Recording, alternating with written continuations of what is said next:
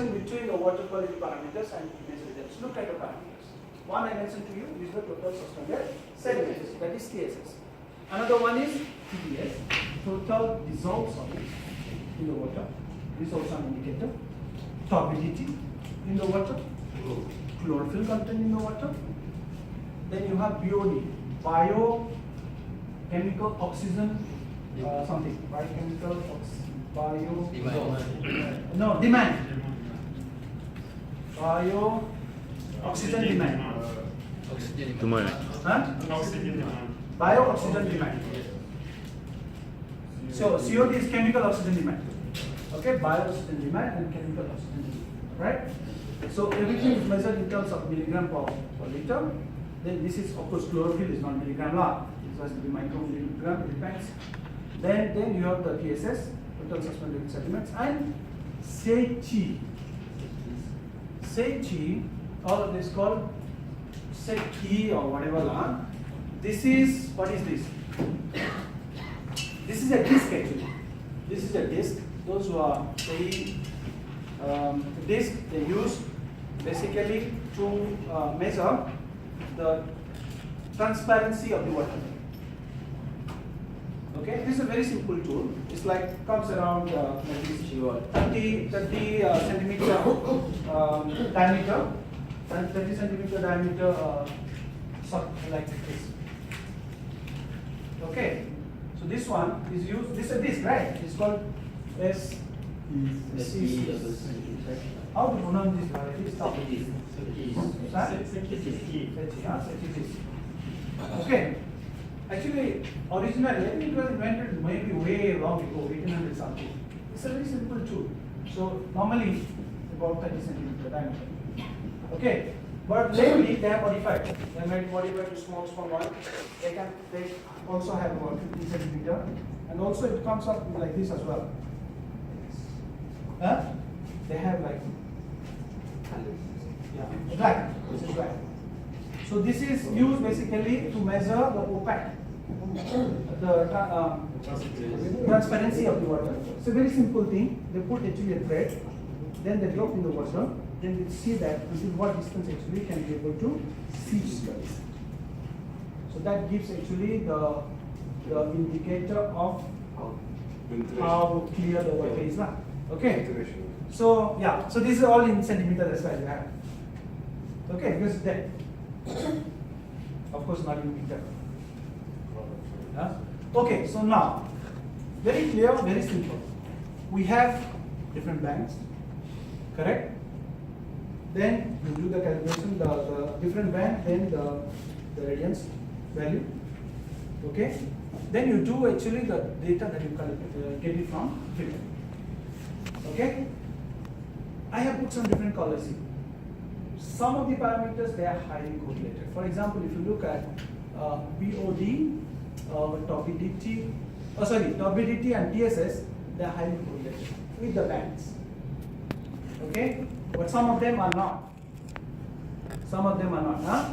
So, here in this case, this chlorophyll A correlation with high turbidity and without So, but because of the turbidity content, when you minus that turbidity amount, sometimes in the first stage, maybe chlorophyll doesn't correlate that much. But if you remove actually the turbidity, then it does actually correlate. So you need to be careful in terms of your analysis. So in this case, you can see here. So why they this chlorophyll? see, some of the high turbidity areas that we deleted. Once we deleted or removed from the analysis, regression analysis, what question was? Why they chlorophyll? There are different types of chlorophyll. Huh?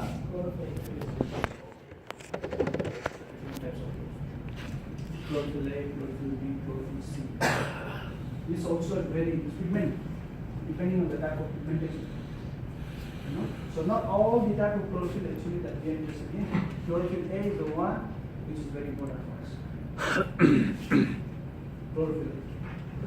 But those who are actually, if you look at a biochemist, biochemists are very interested in other type of chlorophyll, chlorophyll C and so on, because some of the bacteria, they go in that, they like that kind of chlorophyll. Okay. So, see, very important. If you take the whole data, all the data coming from 14 stations, see, some like chlorophyll A is not correlated well. But the moment actually the height of the DT stations I remove, you find actually correlated as well. Okay? So these are the parameters that actually that is correlated. So you see that TSS, for example, total suspended sediments. You see that you have actually the radiance values here, and this is the TSS milligram per liter that you calculate, you extracted from the field. And you see they all follow actually one clustering except one or two lah. Because this one or two, sometimes you need to remove them to have a better correlation or regression analysis. Mind obscuring your views. Okay, so then this is what you call a scattering chart.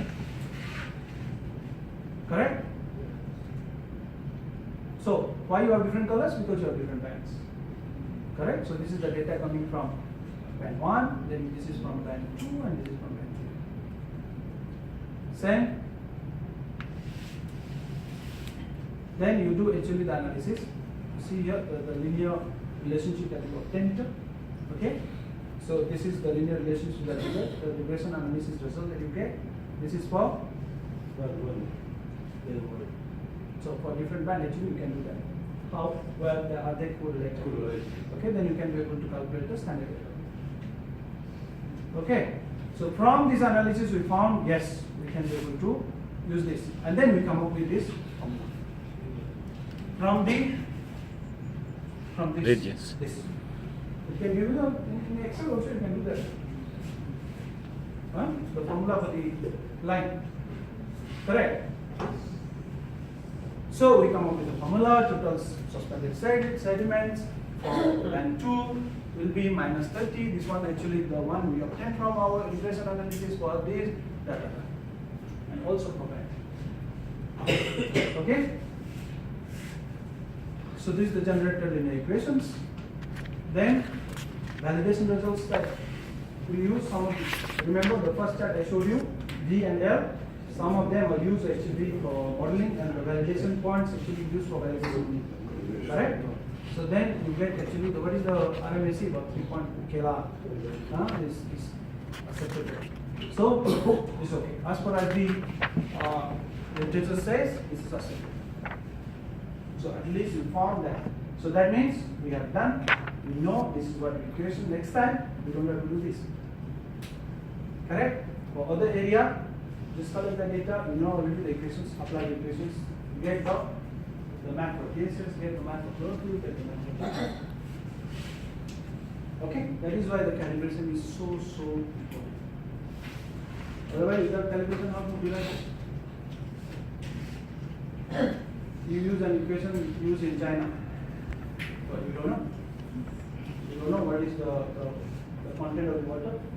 You don't know what are the pollutants that they have in the water, and so on, right? So this is very important. That's why I keep on saying field. The field data is so important. All right. So this is what we did: TSS model development, and then we did actually the mapping of the entire lake. Okay. So you can be able to derive, produce this map for two different locations, one for the deep water and another one is for shallow water. Okay, so you see the amount of TSS.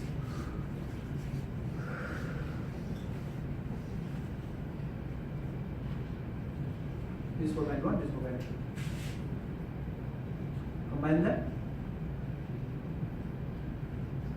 you get the average total suspended segment map generated from spot 4 each. Okay.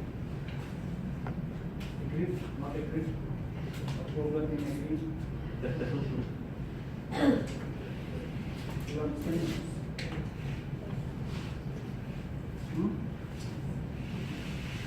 Then, yeah, so our idea actually is to propose to the government actually come up with the standards so that it can be right or go to left. Because this is so important. Otherwise, how are you going to actually do the mapping without knowing actually the calculation or without doing the calculation?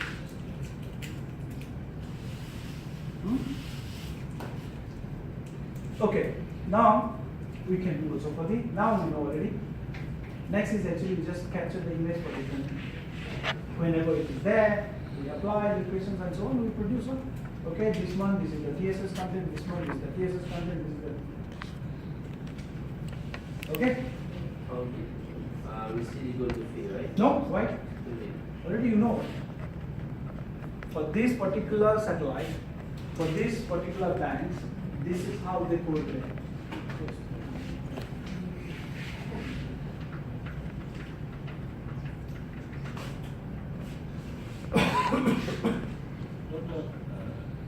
If you capture weather condition.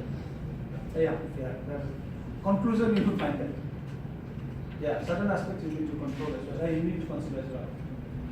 Yeah, but it's a very expensive affair because as you can see that total session to allocate people at the same time, at the field, it needs a lot of logistic arrangements.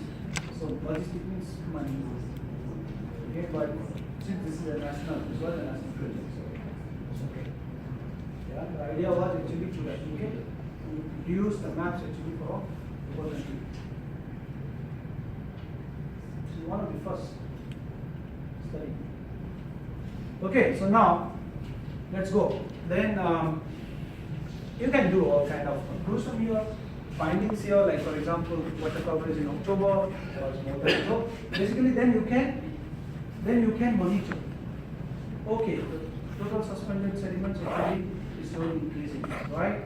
So then probably you can tell the authority and other things. Of course, you need actually hydrologists, those who understand this phenomenon much better than the emotions can. You can give them the result, and then probably they can, using the results, they can come up with the ideas what to be done. Okay.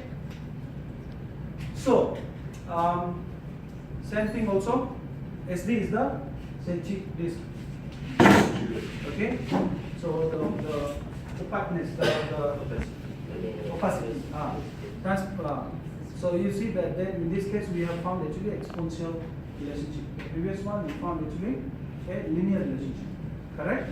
So in this case you can see it's exponential relationship. This is for band 1, band 2. Then and then we derive these equations. RMSE value is also quite acceptable. Then we produce actually for the SD. That means at what level actually you can be able to see through the water. Okay, which is excellent,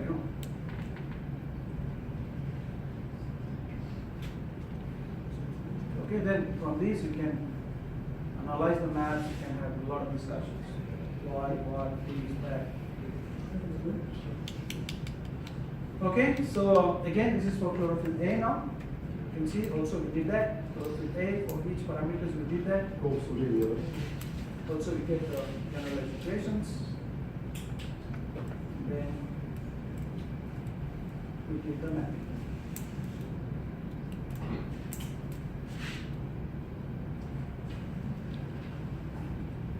Then let's move into the second. Okay? Remember the three parameters we found actually they are highly correlated. So these three parameters we map.